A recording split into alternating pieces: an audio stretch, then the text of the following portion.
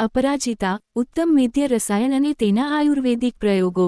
अपराजिता વૈજ્ઞાનિક નામ ક્લટોરિયા ટનેટર, જેને શંખપુષ્પી અથવા ગોકર્ણી તરીકે પણ ઓળખવામાં આવે છે, તે આયુર્વેદમાં એક અત્યંત મહત્વપૂર્ણ ઔષધિ છે। તેનું નામ अपराजिता, જેનો પરાજય ન થાય તેના અનેક રોગો સામે લડવાના અદ્ભુત ગુણોને કારણે પડ્યું છે।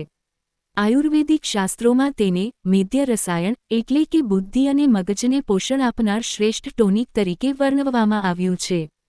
1. આયુર્વેદ અનુસાર अपराजिताના ગુણધર્મો રાસ, ગુણ, વીર્ય, વિપાકા। આયુર્વેદ અનુસાર કોઈ પણ ઔષધિ તેના મૂળભૂત ગુણો પર આધારિત હોય છે।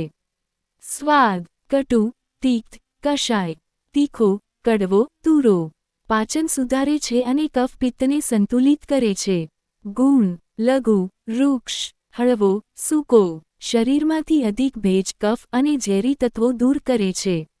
વીર્ય શીત, ઠંડો, શરીરને શીતળતા પ્રદાન કરે છે, બળતરા શાંત કરે છે। દોષ પર અસર ત્રિદોષહર, વાત, પિત્ત અને કફ ત્રણેય દોષોને સંતુલિત કરે છે। अपराजिताના આયુર્વેદમાં મુખ્ય ઔષધિ ઉપયોગો। अपराजिताના મૂળ, પાંદડા, ફૂલ અને બીજ આ તમામ ભાગોનો ઉપયોગ વિવિધ રોગોના ઉપચાર માટે થાય છે।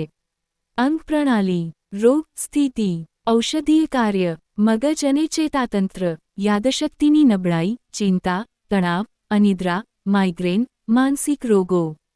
બુદ્ધિ, એકાગ્રતા અને માનસિક શાંતિ વધારે છે, હતાશા દૂર કરે છે।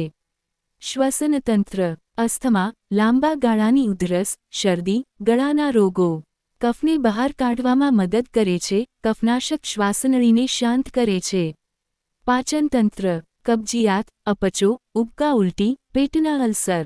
હળવો રેચક ગુણ ધરાવે છે, પાચનક્રિયા સુધારે છે અને ઉલટી અટકાવે છે। રક્ત અને હૃદય, તણાવજન્ય હાઈ બ્લડ પ્રેશર, લોહીની અશુદ્ધિ। રક્તને શુદ્ધ કરે છે અને મગજને શાંત કરીને બ્લડ પ્રેશર નિયંત્રિત કરવામાં મદદ કરે છે। સ્ત્રી રોગો, અનિયમિત માસિક ધર્મ, પીરિયડ્સનો દુખાવો, પ્રજનનક્ષમતા। પ્રજનનતંત્રને શક્તિ આપે છે અને હોર્મોન્સ સંતુલિત કરે છે। બાહ્ય ઉપયોગ, સાંધાનો દુખાવો, સોજો, ઘા, પાઇલ્સ મસા। સોજો અને દુખાવો દૂર કરે છે, ઘા રૂઝવવામાં મદદ કરે છે। अपराजिताનો ઉપયોગ કેવી રીતે કરવો? સેવનની રીતો। अपराजिताનો ઉપયોગ અલગ અલગ સ્વરૂપોમાં કરી શકાય છે, જે રોગ અને જરૂરિયાત પર આધાર રાખે છે। 1. अपराजिता ફૂલની ચા, blue T, butterfly P T. આ સૌથી લોકપ્રિય અને સરળ રીત છે। સામગ્રી: 4 થી 5 સુકાયેલા અથવા તાજા अपराजिताના ફૂલ, 1 કપ પાણી, સ્વાદ માટે મધ અથવા લીંબુ વૈકલ્પિક। બનાવવાની રીત: 1 કપ પાણીને ગરમ કરો। પાણી નવશેકું થાય એટલે તેમાં ફૂલો નાખીને 5 થી 7 મિનિટ સુધી ઉકાળો। ગાળીને પી લો। ફાયદો: તણાવ ઘટાડે છે, અનિદ્રામાં રાહત આપે છે, રોગપ્રતિકારક શક્તિ વધારે છે અને ત્વચા માટે લાભદાયી છે।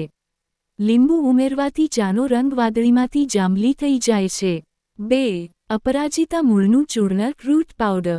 આ ખાસ કરીને મેદ્ય રસાયણ, બુદ્ધિ વધારવા અને પાચનતંત્રના રોગો માટે વપરાય છે। સામગ્રી: 1 થી 2 ગ્રામ अपराजिता મૂળનું સૂકું ચૂર્ણ। સેવન: આ ચૂર્ણને ગાયના દૂધ અથવા ગાયના ઘી સાથે સવારે લેવાથી યાદશક્તિ અને એકાગ્રતા વધારવામાં મદદ મળે છે। 3. ઉકાળો ડિકોક્શન ક્વાથ। સમગ્ર છોડ અથવા તેના મૂળને ઉકાળીને ક્વાથ તૈયાર કરવામાં આવે છે। ઉપયોગ: ગળાના રોગો, કોગળા કરવા માટે, ક્રોનિક કફ અને શ્વાસનળીના રોગોમાં પીવા માટે ઉપયોગી છે। 4. નસ્ય નેઝલ ડ્રોપ્સ। માઇગ્રેન અથવા તીવ્ર માથાનો દુખાવો હોય ત્યારે આ પદ્ધતિ વપરાય છે। ઉપયોગ: अपराजिताના બીજ અથવા મૂળને વાટીને તેનો રસ, જ્યુસ નાકની અંદર ટીપાનના સ્વરૂપે લેવામાં આવે છે। આ પ્રયોગ આયુર્વેદિક નિષ્ણાતની સલાહ અને દેખરેખ હેઠળ જ કરવો। 5. બાહ્ય લેપ એક્સટર્નલ પેસ્ટ। ઉપયોગ: સોજો, સાંધાનો દુખાવો કે સંધિવા, રૂમટોઇડ આર્થરાઇટિસ માં રાહત મેળવવા માટે આખા છોડની પેસ્ટ બનાવીને અસરગ્રસ્ત ભાગ પર લગાવી શકાય છે। મહત્વની નોંધ: अपराजिता શક્તિશાળી ઔષધિ છે। કોઈપણ ગંભીર રોગ કે લાંબા ગાળાના ઉપચાર માટે તેનો ઉપયોગ કરતા પહેલા સક્ષમ આયુર્વેદિક ચિકિત્સકની સલાહ લેવી અનિવાર્ય છે।